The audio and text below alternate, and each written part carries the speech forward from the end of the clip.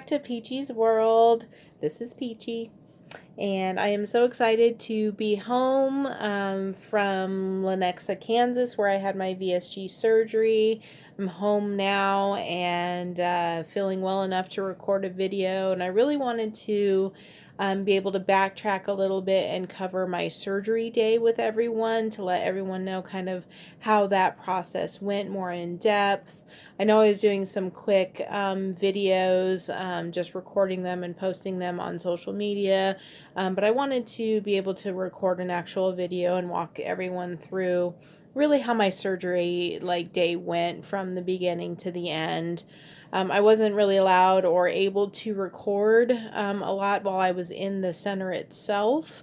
So a lot of this is either going to be either quick videos or maybe a picture or two, and then the rest of me just kind of walking everybody through, that process. So we'll go ahead and get started. Here's just a quick clip of me and my husband walking up to the center, just excited that the day was finally here, that we are ready for that surgery, and all that planning and prepping and everything is all coming together, and here's my big day. So this is us walking up to the center, just excited that we are checking in for surgery.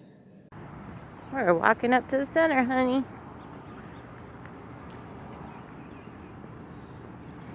It's very, very a.m. Very early.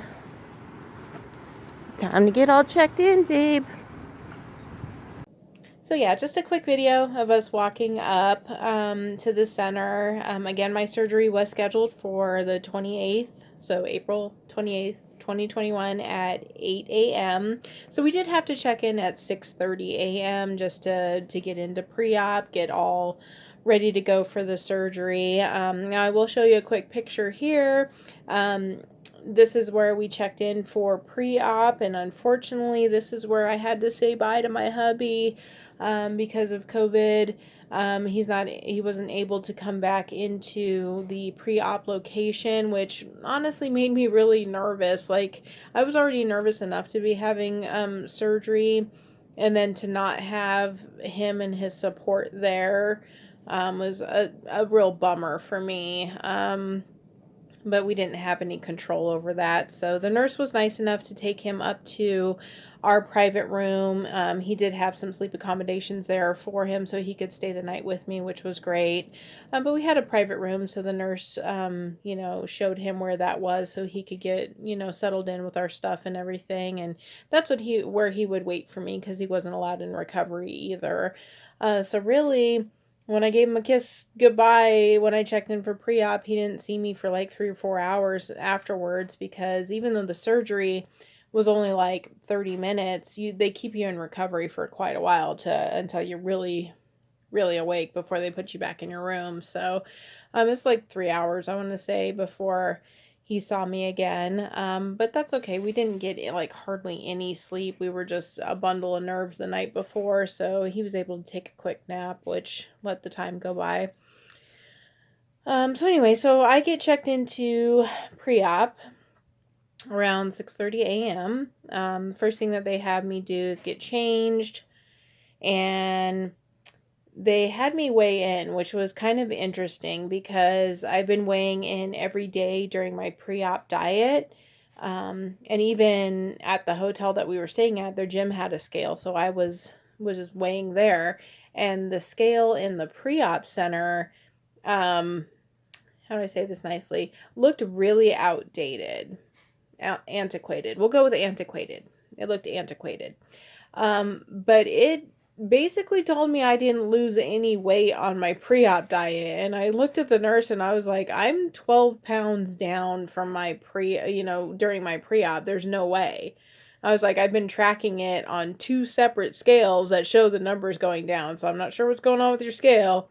And she kind of looked at me like, okay, sure. And I was like, I know I've lost weight. Like, I can physically feel it, and I can feel some looseness in my clothes. Like, I'm not making this up. But so I'm basically disregarding that number. Like, I accept the reality, reject it, and substituting my own, I guess is what I'm gonna say, because there's no way. In fact, when I weighed myself a couple days after surgery, like the numbers had kept going down from where I was before, not the number that showed me on the scale in the hospital. So I was like, I don't know what was going on with that, so we just let it go. So yeah, I won't be reporting that number. Sorry guys, I don't think it's accurate and whatever. So anyway, they get me all checked in. I'll show you some pictures here. I had to put on a gown, had to put my hair up in one of those little hair nets. Got me all checked in, had to sign off on my paperwork, all my disclaimers, and all my health paperwork stuff, and all the stuff that they do pre-surgery, all that, I don't know what it's called, but it's all the pre-op paperwork basically with the hospital. So I got all that done. I got to meet with the surgeon, which was great. Sorry, there's like a bug. Got to meet with his team, so the anesthesiologist and the surgeon and his assistant. They all came to see me. I was second in line that morning for surgery, so they said it wouldn't be too long. They got me all checked in, started pushing all the medication that they normally do before you have surgery, so things like antibiotics, some medicine to kind of relax you because they know that everyone's nervous. And they put a anti-nausea like Band-Aid sticker looking thing behind my ear to help with nausea, which was good. Got me all rigged up with an IV and everything, and then they wheeled me into the OR. I remember the mask coming on my face. I remember taking a few breaths, and then I woke up in recovery, which is pretty much how every surgery has gone for me. It's just like, here comes the mask, you take a few breaths, and then you're out, and then you wake up in recovery. When I woke up in recovery, two things I noticed right away. One, my jaw was killing me because I have TMJ. So when you are under anesthesia, like they have to hold your mouth open and they put basically a tube down into you so that they can breathe for you. That's normally why your throat is kind of scratchy. So it was from holding my jaw open that my TMJ was flaring up pretty bad. So that hurt. And my left hand side was killing me. Like I was in so much pain on my left hand side, not my stomach. The left hand side of my abdomen was hurting so bad because that's where they do the majority of the work. Now they do like 6 incisions in your abdomen, and even though it's laparoscopic surgery, they, one port is for like the camera and the light, and one's for the tools, and one of them is to hold your liver up so that the surgeon can get to your stomach easier. So there's various reasons, but the left hand side is really where the majority of the work tools are going in and out of your abdomen, and it's also where they're pulling out the section of the stomach that they're removing. So they're going through a lot of muscle, and it was very tender. In fact, it's still tender, and I'm like, what, 8-9 days post-op right now, something like that. I didn't check the calendar, sorry. I think I'm 8 days post-op. Anyway, so my left side was hurting really bad. Obviously very groggy from waking up from anesthesia. Like it takes days to get that stuff fully out of your system. So the recovery nurse was able to give me a couple of ice packs to help with the pain because I was already on pain medication and everything. So once I was awake enough and stable enough, they wheeled me up to my room. So I got to see my hubby up there and just got me kind of settled into my room. Now, once I got settled in, I was sleeping kind of off and on. Now, the nurses do come in like every 2 hours or so, doing vitals and this, that, and whatnot. So you never really get like good sleep when you're in a hospital because they're always coming in. And that's their job, and I appreciate them doing what they're doing. So I'm not upset by that. It just simply means that it breaks up your sleep. One thing I noticed several hours later when I was really like coming to was how badly the medication that they were giving me was affecting me. Now, they put you on that medication where you hit the button and you can deliver the medicine to yourself.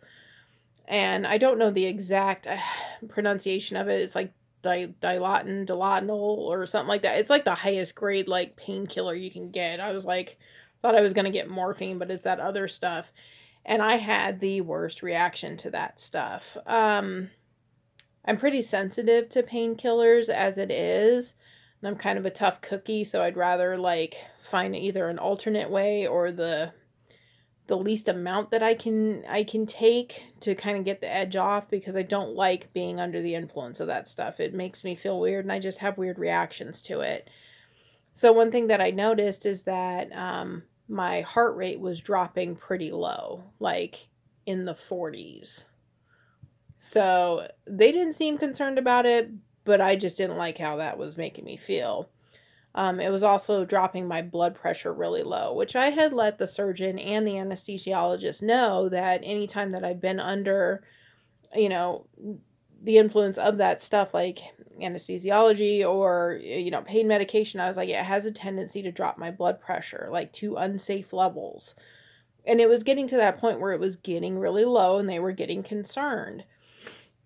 And then on top of that, I was having trouble breathing because those kinds of medications really hinder your respiratory system. Like it basically can make you forget to breathe. Not like it's laboring to breathe, like you just simply just are so tired and out of it, you forget to breathe. And that's what was happening. So my oxygen level was tanking. So, and this is all on the first day. So, a couple hours after surgery. So I'm just like, okay, I can't, like, this stuff is making me feel terrible. I don't feel good.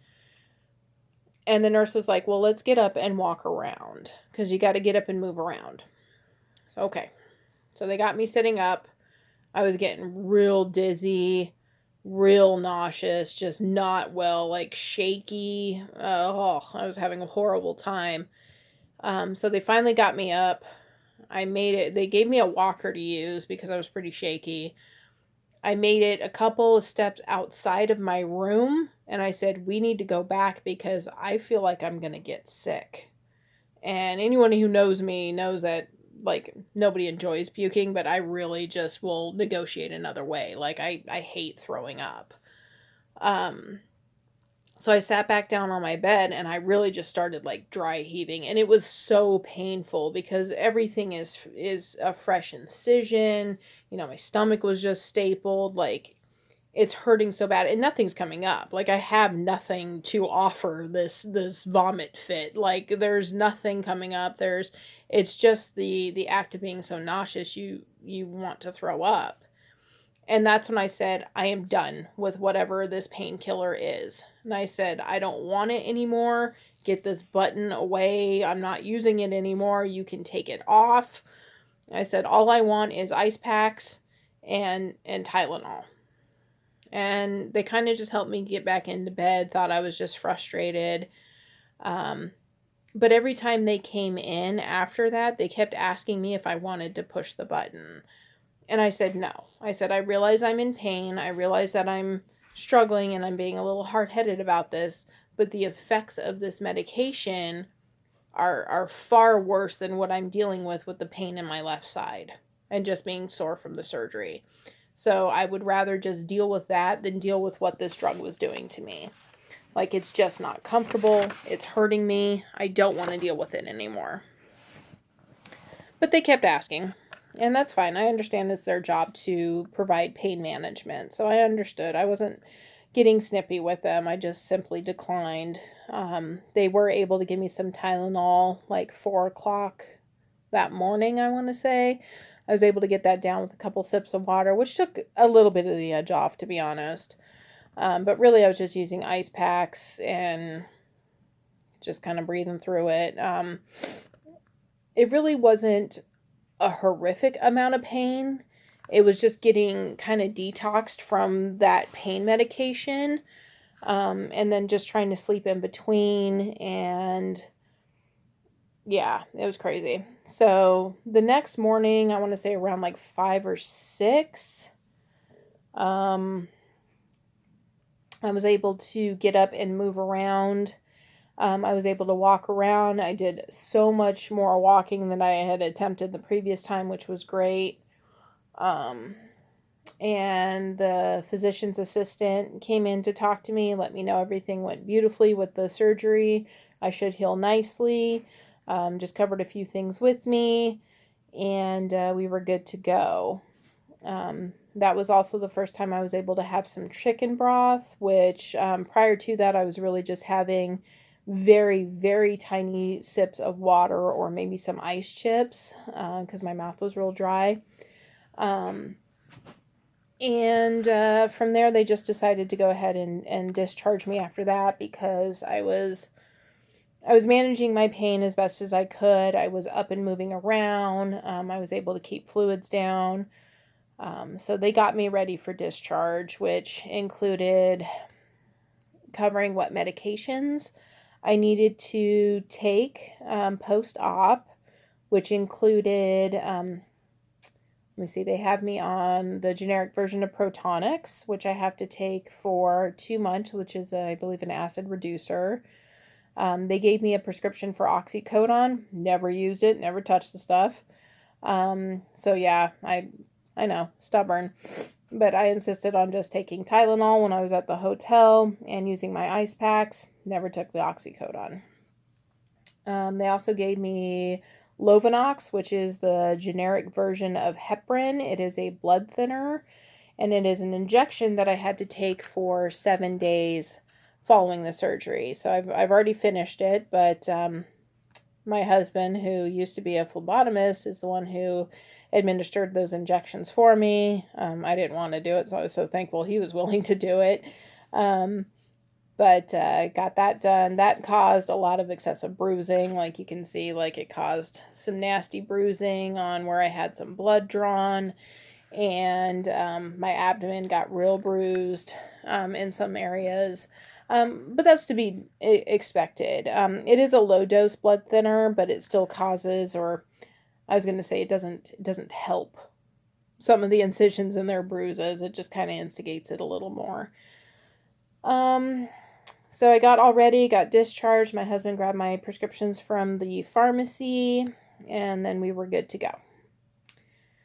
And then from there, we just went back to the hotel, got all checked in, or checked back in, and got settled back into our room, and really just hung out and took short walks in the hotel hallway for a little bit as we could, and just worked on trying to get a little bit of fluid in as much as I could. So that's really basically a rundown of my surgery day. I was really only able to snap one picture. I'm so sorry, but that medicine had messed me up pretty bad on that surgery day. So I'll show you the little sad picture that I was able to take when I was able to sit up. I think it was like 3 in the morning when I took that picture. So yeah, couldn't do any videos or anything at the time because I was just trying to get myself stabled and situated. But that's why I tried to do a lot of videos either that following morning or, in the upcoming days after that. So, but like I said, I just wanted to break down kind of how surgery went. I had a great experience with the Bariatric Center of Kansas City with Dr. Hamilton's team. Absolutely loved the nurses, his physician and assistant. They all made me feel comfortable, welcomed, definitely offered their support or help on anything that they could do. It felt very different from other hospital visits. These nurses had not been calloused and still seemed like they cared about their patients, if that makes sense. If you've ever been in a hospital, you kind of know, like, some people are there just to do their job and forget that they're dealing with people. They're dealing with human beings who also have emotions and are going through things, could use a little bit of support, so try to be kind. These nurses had not forgot that, so they were extremely nice, very accommodating, helpful, attentive, just all around great staff. So nothing but flying colors for that experience. Even the night shift and day shift, they were all the same. It was great. Definitely helped my husband with anything he may have needed, like if he was hungry or thirsty, they were able to grab him something, so that he could stay with me. So really just a great staff. Good follow-up process with the doctor and his physician, just checking in on how everything's going. Same with the hospital. They checked in to see how everything was going too several days afterwards. So yeah, just a great experience. The only other thing that I wanted to mention that I have seen at a lot of other YouTube videos is the concern about gas pain. Now, what that is when you have laparoscopic surgery, they basically blow up your abdomen with gas so that it kind of separates out your skin from the area, or your skin and your muscle from the area that they're working on. So it kind of blows you up a little bit. And that can have some effects like causing pain. I wasn't too worried about that because I've had laparoscopic surgery 2 other times before. So I kind of understood what they were referring to, but I had never had that reaction to it. But at the same time, I was a little bit concerned because I'm thinking, well, this is stomach surgery, so maybe it'll be different this time. I don't know. The only thing that I can express as possibly gas pain that I experienced was just your stomach when it's stapled, when it's brand new like that, and even now, when you take a sip of something, like you can almost feel it kind of bubble down. Like I always call it percolating, because you can feel it kind of gurgling down because your stomach's still swollen and you've got a lot of kind of gas in your abdomen that you're kind of bubbling through. But it didn't cause me any pain in my neck or shoulders or in my abdomen. Really very, very little pain in my stomach itself. The only time that I'm really experiencing pain is if I forget and take too big of a sip of something. Honestly, the only pain that I've had from this surgery is from the left-hand side where they did all the work.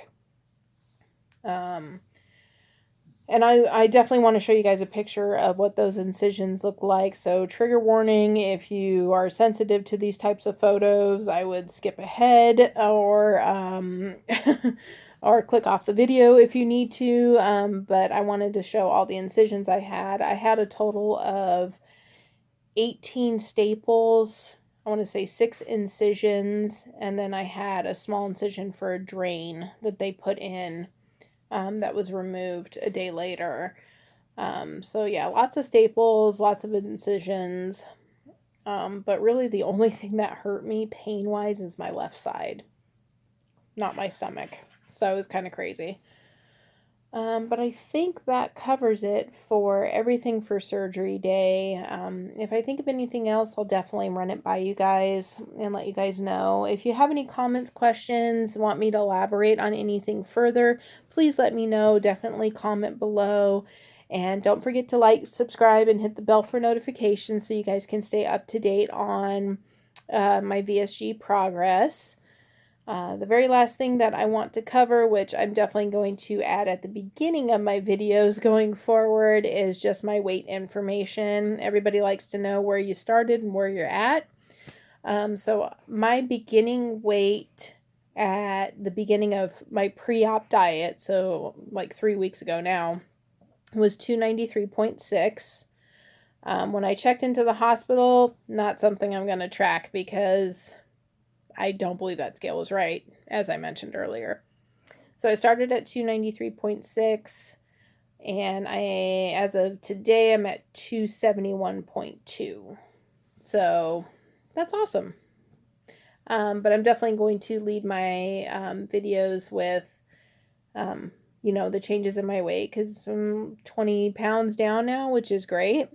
I can actually already feel that and see some changes in my clothes as well, which is amazing. And I still have a lot of swelling in my abdomen, so as soon as that goes down, I'm sure that's going to improve too. So again, thank you all for being here on this journey with me. I look forward to making some other videos here. I think the next one I want to do is just covering some tips and tricks and things that help me with post-op recovery, so that maybe it can help you.